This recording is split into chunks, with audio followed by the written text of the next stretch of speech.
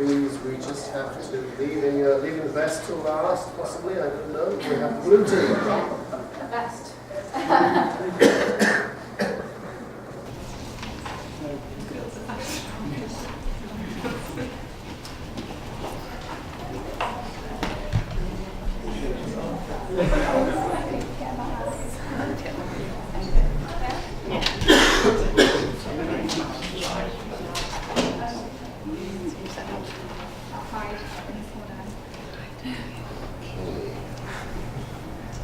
Welcome everyone back to our pitch.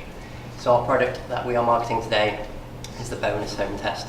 So Bonus stands for its blood nutrition sensor.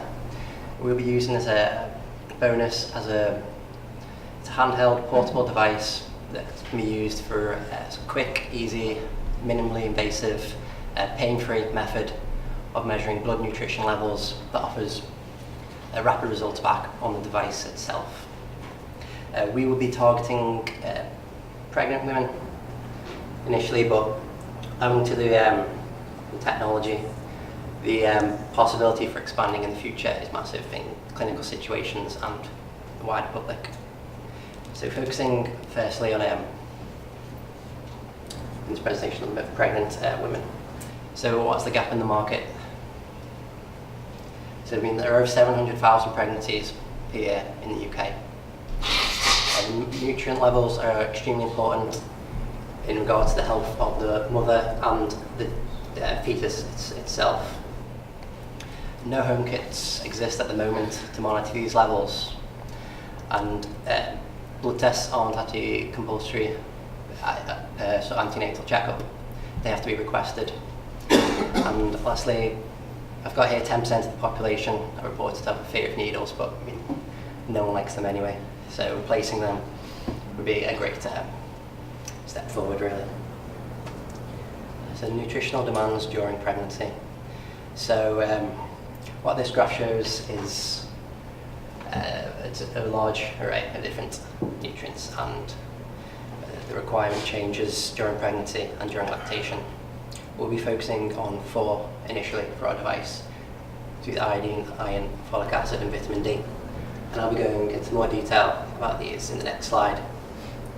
But usually you hear the advice just to keep it to for a pregnant woman. However, this may cover it for some of the common food groups, like carbohydrates, proteins, calories. But there are other micronutrients that are quite rare in foods. They're only in very specific types of foods. And a nutritional deficit before pregnancy may not be known, and these are very important to the health of the mother and the child. So these are the 4 nutrients we focusing on initially. So vitamin D, folic acid, iodine and iron. So at the moment, vitamin D and folic acid supplements are recommended by the NHS, and folic acid is known particularly for its role in neurodevelopment. So it can cause deficiency can cause spinal bifida in the child. Iodine as well is important for neurodevelopment. Iron as well, so that's to maintain the red blood cell count in the mother and the child. Actually, the leading cause of anemia in the UK is pregnancy. I think folic acid and iodine and iron, they have the required intake relative to before pregnancy is very large, so it's almost double.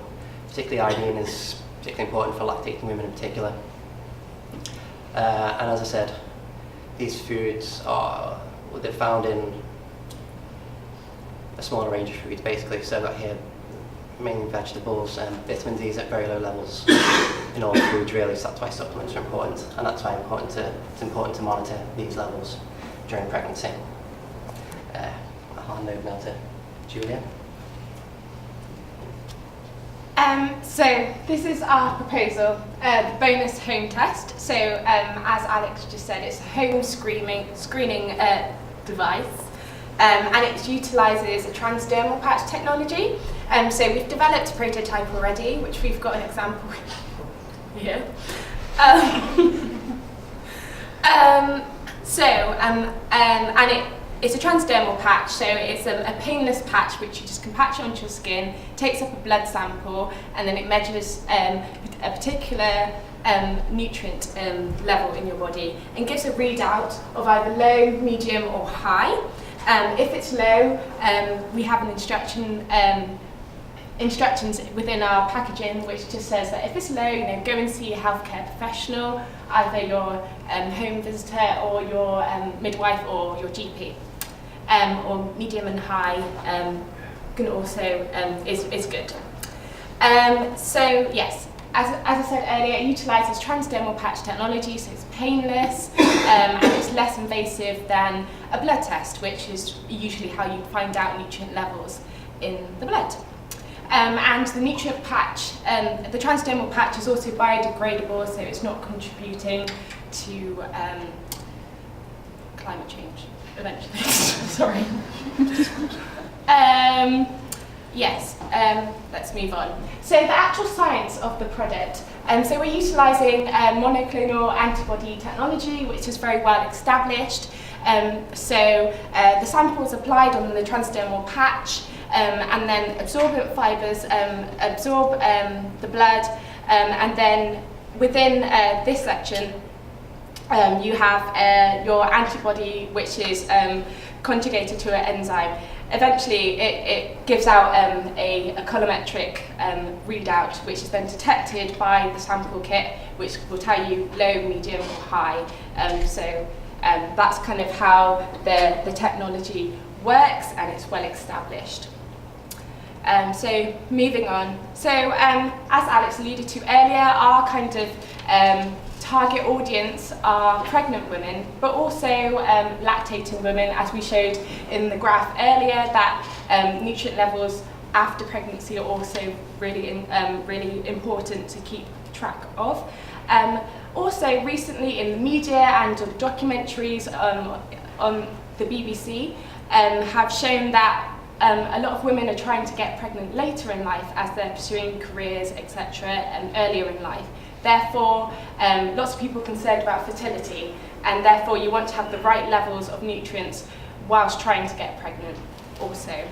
And we've just partnered, we're planning to partner with a pregnancy magazine, which will give out this part, so the readout part of the kit, free, whilst then we've partnered with Boots with we've got an exclusivity contract, so they'll sell these transdermal patches exclusively. So we've got a good deal with them, and we later in life, not later in life, but later in our company, we also want to work with the NHS to promote keeping well in pregnancy. I'm just going to hand over to Britt for the financial breakdown. So we're planning to, or we already are, set up at the Leeds Innovation Centre on the University of Leeds campus. All of the things that you see on here are what are included, so it's obviously a great deal. And it's about £20,000 per person, as we've been quoted, and it also has a load of support. There's university advice, and also there's lots of academics around, lots of connections, and it's obviously a great place to be. So financially, as Alex said, there's 700,000 pregnant women a year. If we want to target just 10% of that, well, that's a lot of people, and also it's a constant business. You're not going to run out of pregnant people, hopefully. So our plan was to sell our kits we've got the 4 nutrients we want to send, so we'll sell them in packs of 2, so one will be two types and one will be the other 2, and you'll get 9 sticks, 9 test patches, so that's 1 for each month of your pregnancy, and each box will be £10. So obviously there's a bit of a trick here. If you want to test vitamin D and folic acid, but they're in separate kits, you have to buy both, so that's 2 lots of the kits, and if you want to test after when you're lactating, you have to buy more kits as well. And yeah, we'll get constant people, so we're kind of guessing in our first year we won't quite get 10% of the market, but it will go up from there, and as people reuse when they have children the second time, or breastfeeding, or trying to get pregnant, basically it will just keep going up. We're also thinking that at some point we'll expand it out, maybe to anemics or people who are just generally interested in their blood nutrient levels. There's obviously a massive thing with like Fitbits and health apps and diet checkers and everything. Everyone wants to know what's going on with them, and this would be a really easy way for people to do it. So so we're asking for a £5 million investment at this point, just to help us with our manufacturing costs and getting out into the market really, and that will be exchanged for 20% share in the company. Our anticipated margins over 5 years are 38%, and oh sorry, I've just missed it, I'll go back. So our earnings here are based on the product life cycle, I think that's what it's called, which you can easily find. And we think that once we reach our maturity, we'll actually stabilise there for a long time. Pregnancy tests have been around for a few decades and they're not going anywhere, and I think that our product could reach the same level. So yeah, we'll be getting hopefully 30% margins over 5 years, which is good. From advice from people, it's most companies are aiming for between 30 and 40% margins. So I'll hand over to David for our final business plan. Okay, so the business plan. In the first year, we aim to do promotional offers to ensure that we get our product out into the market. So that would be get the retailer to do promotional offers. And we also want to go to medical conferences to get the medical practitioners interested. By the third year, we hope to develop the product into a point where we can incorporate an app. And this app will expand on the initial functionality of the product. So it will have plugins with your smartphone, and it will aim to be able to communicate with medical professionals in the surgeries, and also allow us to incorporate new tests. By the fifth year, we aim to have more tests hitting the market to expand the product range, and this will allow us to target a wider audience. And after this, we can sell off the company perhaps to Procter & Gamble or Unilever, who supply such things as the pregnancy test. On the legal side of things, with regards to intellectual property, we'd ensure that all the employees of the company had non-disclosure agreements written into their contracts to ensure that trade secrets were not divulged, and any new IP which we generate would remain with the company. We would, however, need to license the IP for the transdermal patch from the companies owning the intellectual property.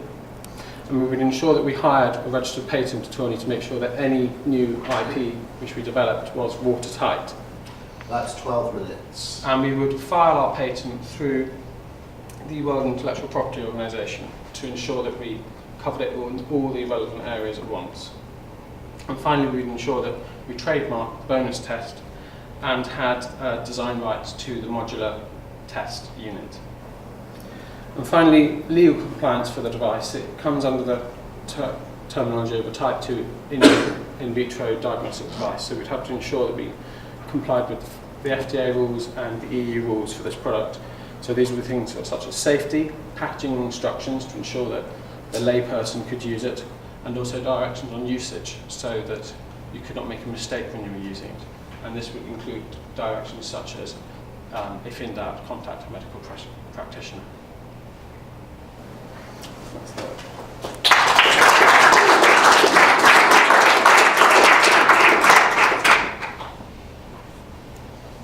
I have a quick question. I was under the impression there were 5 members in your team. One of them is on her pit placement in America, so she didn't want to catch a flight back. Oh, okay. I thought I saw her this morning, which is that. No? If you did, Okay. she has been involved Good. and That's right. sending in. Yeah. Okay. Good. Questions? I just have one of my main worries is that the people you're targeting are your conscientious pregnant people. They're probably already buying specially formulated pregnancy vitamins and multi-minerals and everything, so they may not be too worried because they're just going to buy. So actually part of the reason we came up with the idea is that a lot of people take vitamins every day, even if you're not pregnant, and actually quite a lot of the time you'll kind of weed them out at the end of the day because you're taking 200% of what you should be, and actually it could be a waste of money. And you could be taking loads of the folic acid supplements but completely neglecting something else, whereas this allows you to actually know rather than just taking tablets blindly and hoping for the best. You actually know what's going on. So, I mean, as we are planning to give away the actual test device with magazines, we'd hopefully get an article in there promoting the device and explaining its benefits compared to just taking supplements. That was my other worry actually, that you're giving away the vast majority will never be you. You'll never get your money back because the vast majority will just whatever, and they won't come to you to buy the bit that you're wanting to sell. So is that a cost-effective way? Well, it wouldn't actually. You wouldn't just get the stick in the magazine. It'd be a kind of send-off for it, but it would be free. Yes, and then also I think a lot of people would be, I don't know, intrigued by it. You get this thing, send off for free, may as well, and then you're like, oh, I'll just go buy a thing, see what happens. Then you've got one for 9 months of your pregnancy, may as well do it every month. And then you're breastfeeding, you may as well carry on because you found it really informative. It's kind of the catch. And the last thing was the people you really need to target are the health visitors and the nurses, and they're not medical advisors. So just think about how you might target the people that the pregnant people listen to. Yeah, thank you. I guess my concern with some of my colleagues that I kind of feel that you'll get a percentage of the market, the really health conscious people. I guess I have perhaps an ignorant feeling that human beings have been around for a long time and get on with this. But I'm sure there is a niche in the market, but I think there will also be people who don't go for it, people who just take nutritional advice and people who buy products. So yes, part of the aim would be to get it into the medical profession, because at this point, if they want a folic acid test, they do have to apply to their doctor, and then they will send away, and then it will take a couple of days, and then they'll get the results back. So if we could get it into medical practices, then they would be able to take action there. Good. Certainly having that information, we'd be more confident to write that cheque for 5 million for you, I think. And sorry, just to add to that, we've done some research. We've spoken to a couple of health care professionals. We've spoken to a registrar who's in gynecology and obstetrics. I can't say it. And a midwife of 11 years. And they both really love the idea of the product. Like 2 thumbs up. Sorry. And we did do a survey. Oh, and yes, we did a Survey Monkey survey that was distributed, and there was quite a lot of interest in it. Actually, a lot of the interest as well. And Survey Monkey was in mums, potential mums, is that? Yeah, it was shared on a Facebook group that's all women. Yeah. It's called a Gossip Girls group. Anyway, so it was shared on there, and there was a lot of interest in it, but also a lot of interest in using it for other things. There's a section at the end about what, like a selection of things and what else would use it for, and things like anemics and checking your iron levels and things, but also. It's good to hear that you've done both those things. Yeah. Thank you. I had a couple more questions, if I may. Just quickly, very, very simple, quick terms, what stage is your company at the moment? So just quickly rehearse to me again where you are with the patent, where you are with the products, just where are those things We right have now? the patents on the technology. You have we have patents? we have the prototype device. We just need to scale up the manufacture. Okay. So that's good. I mean, my initial feeling was that you're valuing your company right now at 25 million. Have you had any equity investment already, or is this the first round of equity? Yeah. So to actually develop our prototype, we had an initial investment. Yeah. If you hadn't had that, I would say 25 million is a bit rich for your first equity, your valuation of your company, but maybe if you had some already. 2 more, then I'm done. One, you made the thing about, this was a point of the question, you've got a non-disclosure agreement which will prevent employees from leaking your confidence. It actually won't prevent them from leaking, it will just give you redress in case they do leak it. And it is an important point because it does happen sometimes. People have NDAs, people leak information. Some people treat it as an ethical question, some people just treat it as a cost of doing business. So, make sure you're covered on that. Could I just very, very quickly look at your financial slide one more time? My last question. Okay. So this, to me, this is your cash flow evolution, isn't it? So that's what that is. And I'm looking at cash balance at end, and in 2018 you have a figure of negative 2.5 million. Have I read that right? Yeah. Okay. So that says your company's dead in the water in 2018 because you have a negative cash balance. Is that right? It is to a finance person. Yeah. That number's right. So this was based off I used some. I'm not a financial expert. I'm going to put my hands up, but I used a product life cycle kind of model. So top tip, if you're presenting to somebody who's going to give you finance, don't show finances that say you're bankrupt in 3 years' time, because that's what they show. Or just we put that aside. And the second point on that is, under company law in the UK, there's something called wrongful trading. So if you carried on trading and you're going to be insolvent, you could be personally, as directors, the debts of your company. Don't do it. Okay. We'll just move past that slide then. So that was it from me. Thank you. I've just got a couple of questions really. How does the cost of your product stack up against the cost of buying the supplements that Claire alluded to? So you can buy NHS approved vitamin, mineral, nutrient supplements for pregnancy. I know they're quite expensive. Yeah. But how does it stack up cost wise? Well, it kind of depends because, if you were to take the test and it says you're deficient, then you're going to have to go buy those supplements anyway. So then people might be like, well, I should have just bought it in the first place. But if you're looking at people who are fine, then the cost of this is a lot less than buying all of the supplements. And for people who aren't going to buy the supplements, the cost of this is possibly worth the health of their child or them. So I think that then it's invaluable.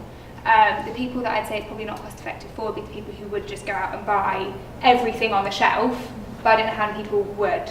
And also, if you're going to buy everything on the shelf and you do this and you find it easy to buy one thing on the shelf, you're still saving money there. Like if you actually go into a health food shop and look at like prenatal or current natal vitamins, and then actually look at the individual supplements, you're actually saving quite a lot of money, especially if you just go into a shop and just look at the price difference. It's quite striking, so it would save money in the long run. So that leads into one of the things I would do on your business plan for year one before you go around all your health conferences is I would actually do a little bit of market research and health economics. I love the target group you've picked. I think it's a fantastic start. Where I think your product has a niche is personalised healthcare, which is on the boom. So people that are wanting to look at what they are deficient in and what they need to optimise their health. I think that's where you would have a real target market, and that's where I think you'd make probably the most of your money. But we had planned to make That's an app. and that'll be year 5 that we're doing more personalised. But it might be interesting to look at doing it earlier. Working with nutritionalists and Yeah. personal trainers and that kind of thing, that would be really good. We were also, it was a brief idea that we were thinking of doing is things like diet groups, like Slimming World groups and things like that. People drastically, Weight Watchers, people who drastically change their diets. You don't know what you're doing to a diet and you drastically change it that quickly. You just need to make sure you're still getting everything. Yeah. So that could be another thing. And also as people are more health conscious at that point. Yeah, probably quite good as well to target perhaps local government to test children, because malnutrition is a big issue now. So if we could get the test done in primary school, and just sort of flag up then to health visitors and nurses if there's an issue with a child that's showing early signs of malnutrition. Yeah, there's lots of places this product could go. So. Good, excellent.